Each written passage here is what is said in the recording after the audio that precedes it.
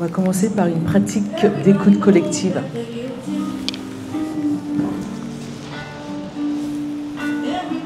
Si tu peux mettre un peu plus fort.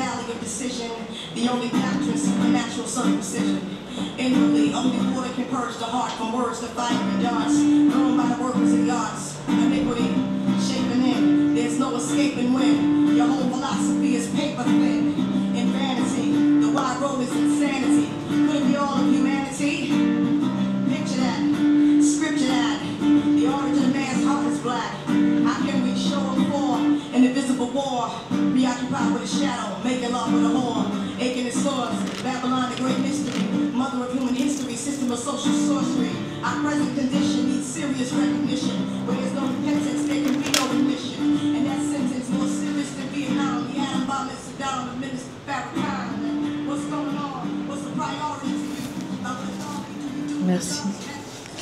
En fait, je voulais qu'on commence en fait avec ce titre-là et puis aussi par la musique, parce que on a travaillé pendant 2 ans sur un numéro que j'ai emmené là, qui s'appelle Politics of Sound, comment les musiques peuvent réparer les corps et les récits. Et moi, je travaille beaucoup autour des récits invisibles, autour en fait des histoires qui ont été effacées, qui ont été oubliées, et issues aussi sur les personnes issues des minorités. J'ai un parcours assez atypique dans le sens où je suis à la base cinéaste, chercheuse, et je co-dirige une foire d'édition en art qu'on appelle Miss Read, qui est basée à Berlin et qu'on organise au musée AKV. Et j'ai fondé il y a 10 ans une autre foire d'édition qui s'appelle l'African Art Book Fair, que nous organisons pendant la Biennale de Dakar. Et en fait, cette foire, mais qui n'est pas une foire, c'est plutôt une anti-foire, une plateforme qui est là pour soutenir et encourager les éditeurs indépendants qui sont sur le continent africain et les encourager à écrire sur les artistes africains et diasporiques. Parce qu'il est important quelque part de maîtriser son histoire pour mieux avancer et pour aussi mieux comprendre les complexités du monde dans lequel on vit aujourd'hui. Et j'ai aussi fondé une petite maison d'édition qui s'appelle Africada, qui est gérée par un collectif d'artistes, chercheurs et activistes racisés. Pourquoi les récits, pourquoi la lutte, la bataille, pour moi, se joue et est importante dans les récits? Parce que quelque part aussi, quand on regarde, moi qui ai beaucoup travaillé sur les champs, sur la question des récits décoloniales, comment en fait les récits hégémoniques et universalistes se sont construits aux dépens des récits issus des minorités qui ont longtemps été invisibilisés. C'est pour ça aussi qu'on a créé cette revue Africada qui est plutôt, je dirais, un espace de résistance aujourd'hui. C'est aussi à la base, quand on a créé cette revue, c'est parce qu'à l'époque, les musées ou les centres d'art en France refusaient d'exposer des artistes racisés. Et la revue est devenue tout de suite un espace de monstration, un espace d'exposition. Et à chaque sortie en fait, de numéro, on expose en fait, le contenu dans différents espaces, dans différents lieux. Ça peut être des lieux institutionnels, comme ça peut être aussi des lieux d'activistes ou dans des quartiers populaires. Moi, je suis issue du mouvement hip-hop à la base. C'est aussi ça qui m'a construit. Et ce que je trouvais intéressant dans le mouvement hip-hop, c'est une forme d'école de la rue, où je me rappelle dans les années 80, moi je faisais partie d'un des premiers groupes de rap féminin qui s'appelait les Ladies Night, et on avait pratiqué le double dutch.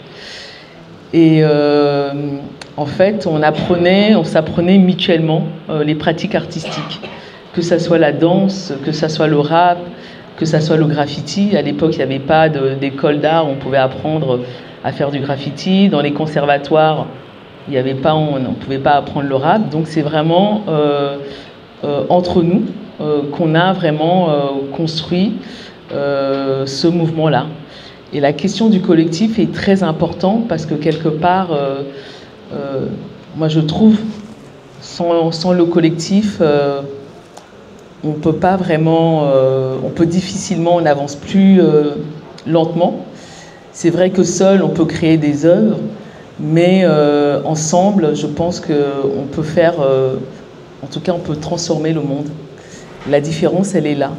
C'est-à-dire comment, collectivement, pour moi, je crois dans ma pratique, dans mes différentes pratiques, j'ai toujours travaillé collectivement, j'ai toujours pensé collectivement, j'ai toujours produit collectivement. Que ça soit le fait de faire des films, pour moi, il faut avoir une famille pour pouvoir faire des films. Que ça soit avec une maison d'édition, que ça soit avec la revue Africada, où c'est un travail collectif, c'est une écriture collective aussi. Comment proposer des outils pour repenser le monde, repenser à un monde plus inclusif, un monde où quelque part des récits ont été effacés, oubliés, et comment on réécrit une histoire de l'art plus inclusive justement en donnant de l'espace, en donnant de la place à ceux qui ont été quelque part mis à la marge. C'est un peu le travail qui moi m'intéresse et que je fais depuis pas mal d'années.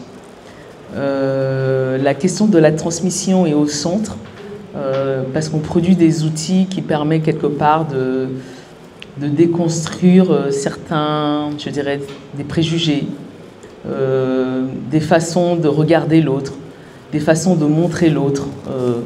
Et du coup, ces outils sont pour nous importants de partager, de transmettre. Et puis aussi cette question, je dirais, de sachant, non sachant. Moi, j'ai travaillé à la colonie qui était un espace qui a été créé par un artiste Kaderatia, la colonie Barré, et qui était un espèce de laboratoire où justement on essaie de penser la manière de transmettre autrement en disant qu'on est tous des sachants, mais avec des savoirs différents. Et comment, à partir des savoirs différents, on peut construire et mettre dans le pot commun pour construire en fait une histoire commune. Et c'est un peu ces formes d'outils qui, moi, m'intéresse de partager avec des jeunes d'aujourd'hui, que ce soit des jeunes issus des quartiers populaires, mais pas que, parce qu'on ne fait pas de front, c'est-à-dire que moi je ne fais pas de...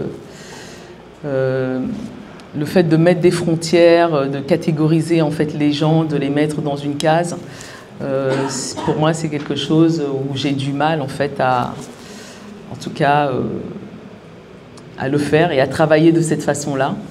Et on est en fait quelque part ouvert, mais en même temps dans une forme de radicalité.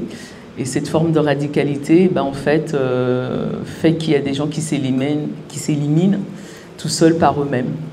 Et je pense que la pratique de la radicalité, même si quelque part aujourd'hui c'est dur dans le monde dans lequel on vit, où on s'auto-censure, où c'est pas évident dans le monde de la culture, il y a beaucoup de silence qui s'opère.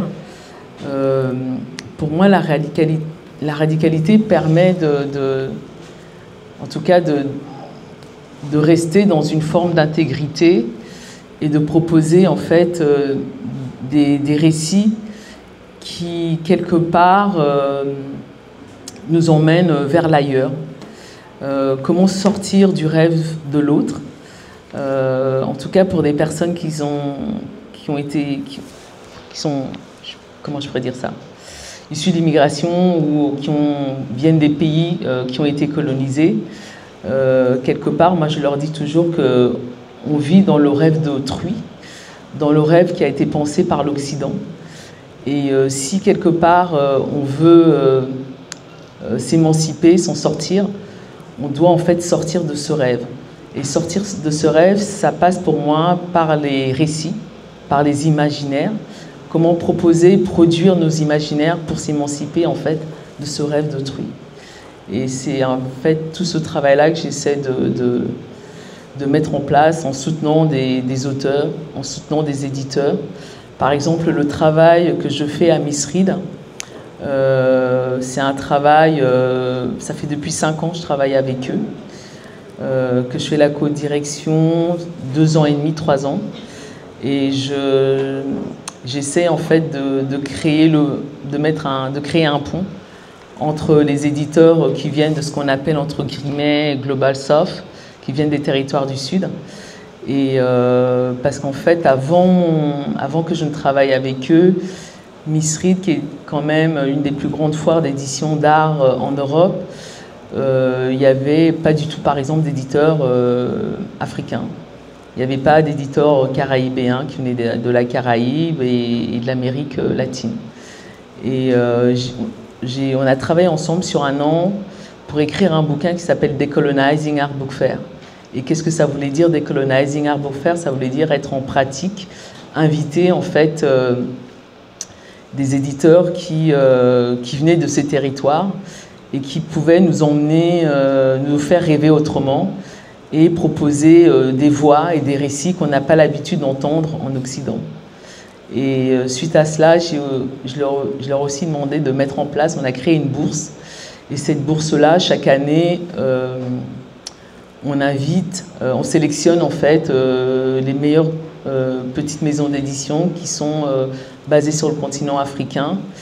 Et on paye le voyage, ils ont un stand gratuit, ils peuvent proposer une conversation pour présenter leur maison d'édition aussi, ou des workshops. Et c'est un peu le travail que je fais. Et sur le continent africain, l'African Art Book Fair qu'on a mis en place, l'idée c'est de soutenir les éditeurs à écrire et les encourager à écrire sur une histoire de l'art contemporaine africaine, et de créer aussi un pont nord-sud, sud-sud, et de travailler sur la question de la circulation, de la distribution des publications, et comment la pensée circule aussi au sein du continent africain, et trouver des manières alternatives de faire circuler en fait ces productions-là. Et récemment, on a travaillé ici en France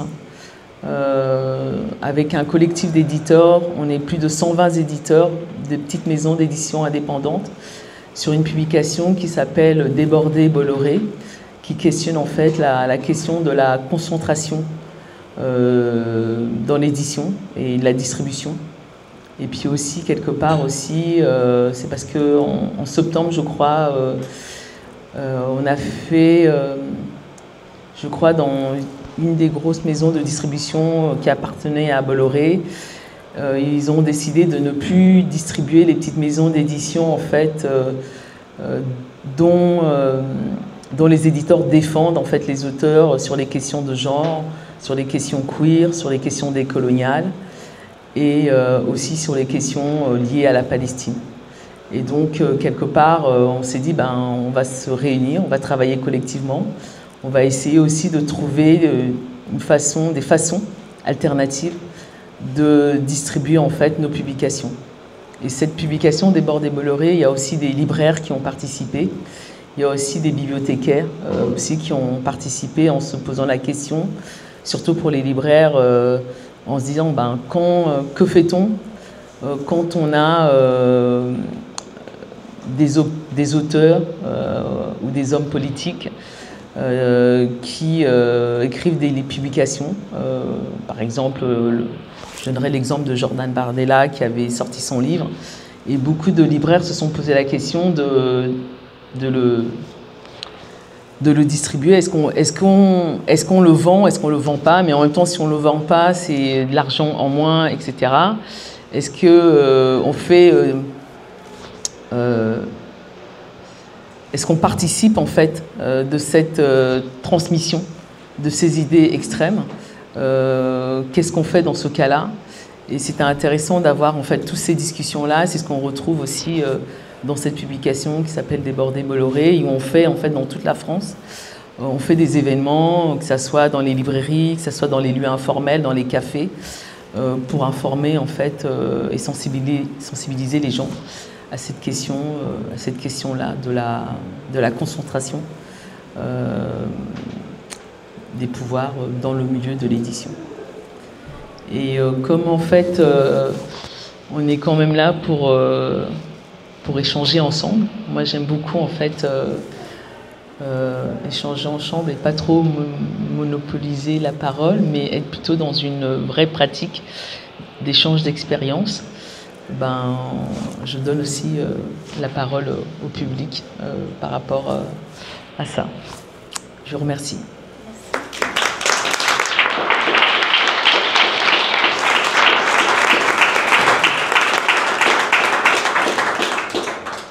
Quelqu'un aurait une question, quelque chose à dire, un commentaire, une question pour Pascal sur un de ses projets ou rebondir sur des choses qui ont été dites? Ouais. Merci, le premier. Bonsoir, merci pour cette présentation. Je ne sais pas si vous avez déjà abordé le sujet, mais je suis avec le retard. Et c'est quoi le rapport avec le thème mentor? En fait, le thème avec le mentorat, c'est d'accompagner. Il y a plusieurs manières d'accompagner en fait les gens. Par exemple, l'African Art Book Fair, nous on accompagne les éditeurs sur le continent africain à avoir plus de visibilité. Et puis quelque part aussi à les soutenir en trouvant de temps en temps des subventions pour écrire sur des artistes sur le continent africain. Et donc, c'est une forme de mentoring. Et il y a aussi, je fais partie du collectif des filles de la photo et je suis mentor d'une photographe qui s'appelle Hélène Jaé, qui était une des pionnières à travailler sur les cheveux des personnes racisées, et elle a travaillé pendant 10 ans, elle a fait de la recherche, elle a beaucoup photographié, aussi bien dans les salons de coiffure dans le 18e qu'à Strasbourg-Saint-Denis. Et puis aussi, c'est une des premières photographes à avoir avoir alerté sur les questions de discrimination dans le milieu de la photographie. Et du coup, elle a été quelque part blacklistée, ça a été vraiment très très dur pour elle, elle a carrément arrêté de travailler dans la photographie, mais elle était plasticienne, donc elle a continué à travailler sur le plan au niveau des arts visuels, mais du coup il y avait toujours ce projet qui n'était pas réellement fini, et elle a appliqué parce qu'elle avait besoin d'aide, de se reconnecter avec le milieu, parce qu'elle avait besoin d'aide aussi elle avait envie de faire un livre, d'avoir une trace de ce travail qu'elle avait fait pendant 10 ans. Et du coup, on a sélectionné son projet et je l'accompagne. Du moins, on est deux, avec Emmanuelle Cahen, qui est une autre curatrice. On l'accompagne en fait sur ce projet pendant 1 an. Et dans les filles de la photo, ce projet de mentoring s'adresse aussi bien à des jeunes photographes qu'à des photographes qui sont assez âgés, des femmes qui ont 60 ans, 65 ans, où c'est compliqué pour elles de continuer à travailler ou même de trouver du travail. Et le mentoring, c'est un moyen de redonner confiance aussi à ces personnes-là et leur donner de la force et puis aussi un réseau pour se reconnecter et pouvoir en fait continuer à travailler ou démarrer dans le métier de la photographie. Voilà.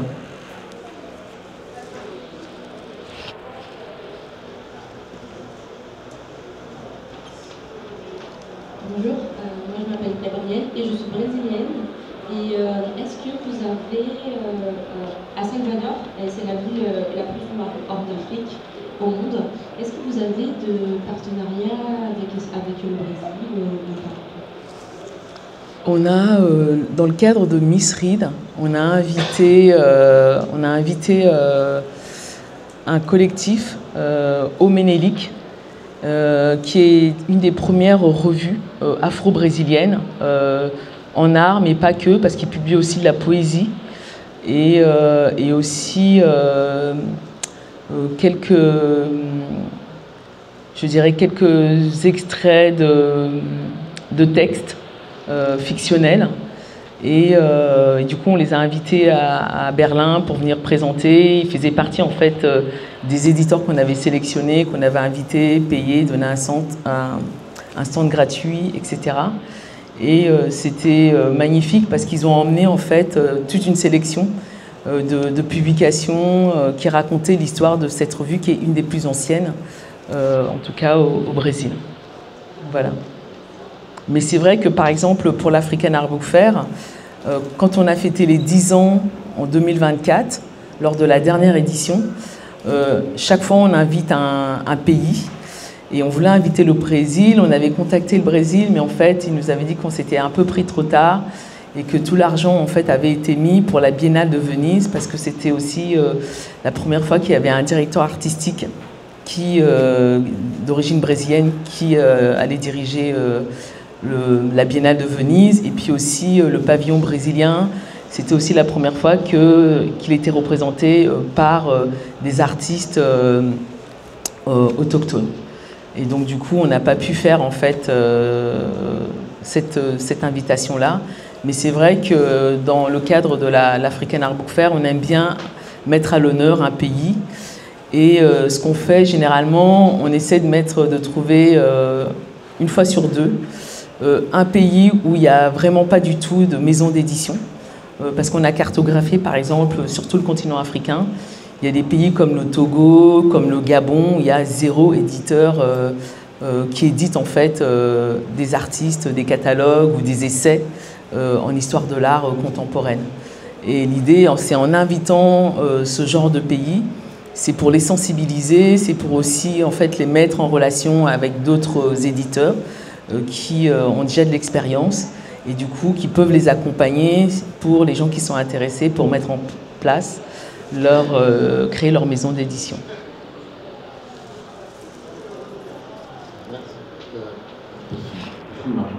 Une autre question, observation sur un autre point du mentor. Un autre point du mentor, mais on reviendra dessus après. Merci, bonsoir. Je m'appelle Salomé. Moi, j'avais juste une petite question parce que vous avez évoqué la colonie. Pour moi, ça fait partie des espaces physiques qui permettaient vraiment de raconter autre chose, d'aller aussi d'avoir d'autres rêves, d'autres récits. Et j'étais très triste quand l'espace aussi s'est terminé, donc je me demandais en quoi pour vous c'est important d'avoir des espaces physiques comme ça qui permettent de se rencontrer.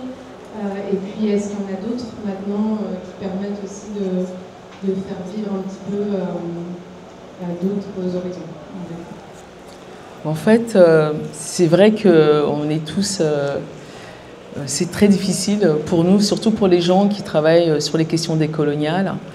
La colonie, c'était vraiment une bouffée d'air. C'était un vrai laboratoire où on a vraiment apporté, déconstruit même la manière d'écrire, la manière d'exposer, de penser sur l'autre dans le champ de l'art. Ce qui était intéressant aussi, c'était en termes de mixité, en termes de classe sociale aussi. En ce qui concerne la programmation, par exemple, pour des petites associations qui étaient issues des quartiers populaires, ils pouvaient venir à la colonie, proposer un projet artistique, c'était gratuit, on leur donnait l'espace gracieusement. Et puis en même temps, on pouvait aussi avoir la FIAC hors les murs, et là on le faisait payer. Et avec cet argent, ça permettait en fait de pouvoir faire une programmation culturelle indépendante. Mais c'est vrai qu'on a reçu pas mal de pression politique, parce que très vite, quand Kader a mis en place cet espace, c'est devenu effectivement un vrai lieu de résistance, mais aussi un vrai lieu d'une fabrique d'une certaine pensée, issue des études post-colonial studies, comme on dit. Et du coup, il y avait pas mal de politiques qui disaient en fait, c'est là où la pensée wokiste se fabriquait, et donc il fallait trouver des façons, des manières de fermer en fait ce lieu. Et c'est un peu le Covid qui a tué le lieu, et puis il n'y a pas eu d'aide ni de la mairie de Paris, ni du ministère de la Culture, mais vraiment pas. L'idée, c'était vraiment de fermer le lieu, et en même temps de faire en sorte qu'une certaine pensée ne puisse pas en fait se propager dans la société dans laquelle on vit. Mais c'est vrai qu'en 3 ans, ça a vraiment transformé. C'est-à-dire que je vois les effets aujourd'hui de la colonie dans certains espaces, comme par exemple dans les ateliers de Médécie, tu vois, ils ont une certaine pratique, ils ont mis en place une école. À la colonie, on avait l'université décoloniser les arts, etc. et tout. Tous ces formes, toute cette pensée qu'on a en fait produit, elle s'est beaucoup répandue en fait dans pas mal de lieux culturels. Mais aujourd'hui, je ne pense pas qu'il y ait des lieux comme la colonie. Et en plus, vu dans le monde dans lequel on vit, c'est compliqué. Il y a beaucoup de censure, il y a beaucoup de silence qui s'opère dans le milieu culturel dans lequel on vit. Et ça devient difficile aussi de donner des espaces à des personnes comme nous. Mais du coup, c'est pour ça aussi, pour moi, la question de l'édition, la question de la publication comme espace de résistance, pour moi, elle reste fondamentale. Parce que pour moi, ça reste quand même un espace où on continue à produire des formes autres, à donner, à faire entendre des voix, et puis aussi à être un espace d'expérimentation au niveau des écritures aussi. Et puis c'est quelque chose aussi, c'est un objet qu'on contrôle, qu'on maîtrise. C'est un espace aussi qu'on maîtrise aussi, et c'est important en tout cas d'avoir cet espace, de pouvoir en fait penser le monde autrement. Dernière question, mais sinon, ce que j'allais dire juste sur pour finir peut-être, pardon, ça marche là, sur la question du mentor que monsieur... Ah pardon, je vais vous... D'accord. Vous êtes sûr? Non, mais c'est bien qu'elle... Comme ça, on fait tourner un peu la parole, parce que tu l'as déjà eu aussi. Non, je rigole.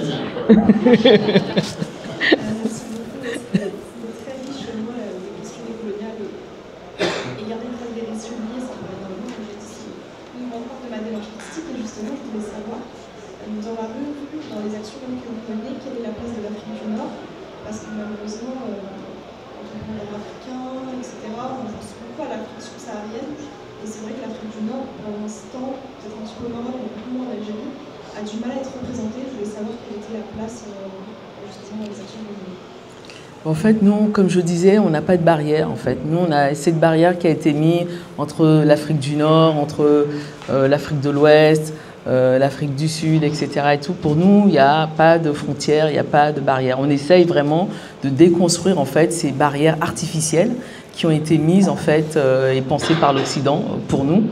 Et dans l'African Art Book Fair, on a des éditeurs qui viennent aussi bien de, je sais pas, d'Égypte, d'Algérie, du Maroc. On fait aucune différence par rapport à ça. Et par exemple, moi je fais partie d'un collectif qui s'appelle les cinéastes non alignés. Et dans ce collectif de cinéastes non alignés, c'est un collectif de femmes qui travaillent tous dans le cinéma. Il y a des productrices, il y a des réalisatrices, il y a des techniciennes. Ce sont des femmes qui proposent un cinéma fragile, des récits intimistes aussi. Et dans ce collectif, il y a des Marocaines, il y a aussi bien des franco-algériennes, il y a, moi je suis d'origine camerounaise, c'est très très mélangé. J'ai une de mes collègues, Rama, qui est là, qui est productrice franco-marocaine, réalisatrice aussi, qui a monté aussi sa maison de distribution. On est dans le même collectif. Donc en fait, cet imaginaire créé par l'Occident en disant qu'il y aurait une frontière entre l'Afrique du Nord et l'Afrique de l'Ouest, pour nous, elle n'existe pas. C'est des choses en fait qu'on a déconstruit et qu'on a beaucoup discuté, par exemple, avec Kader, avec lequel j'ai travaillé. Kader et les Franco-Algériens. Ça c'est jamais, pour nous, c'est jamais venu en fait dans nos esprits, surtout que quand on est dans des espaces de lutte, c'est important d'être ensemble pour pouvoir en fait avancer, pour être une force. Et du coup, il faut sortir de ces imaginaires-là.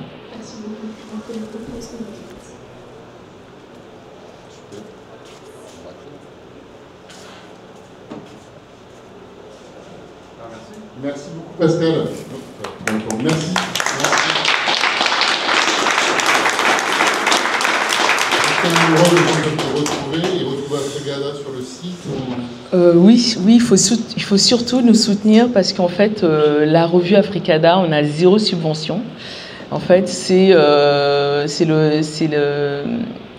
fait que vous achetiez en fait cette revue, c'est ça qui nous permet en fait de pouvoir continuer à la produire. C'est ça qui nous permet de pouvoir en fait accompagner tous ces artistes, de les défendre, de faire en sorte qu'ils puissent rentrer dans les musées, dans les collections, dans les centres d'art, de valoriser en fait le travail de ces artistes-là. Et donc, sans vous, on n'existe pas. Sans votre soutien, on a du mal à avancer. Et donc, la revue, on peut la trouver dans les librairies des musées, au Centre Pompidou, mais là, ça va se fermer, donc malheureusement. Mais sinon, chez Artefacts, qui est un petit lieu qui est incroyable, qui a un espace où on vend du thé et en même temps avec des livres d'artistes, avec une sélection de publications vraiment magnifique. Je vous encourage à aller visiter ce lieu parce qu'en fait, on peut trouver des publications qu'on ne trouve nulle part dans les librairies même classiques. Et aussi, vous pouvez aller sur notre site internet, vous pouvez aussi commander la revue. Et sinon, j'interviens dans le cadre de l'année France-Brésil dans le projet à la Concorde, vendredi, samedi, dimanche. Et aussi le festival Haïti Monde avec Rossé et Mélissa Lavo sur les musiques de résistance. Voilà, merci.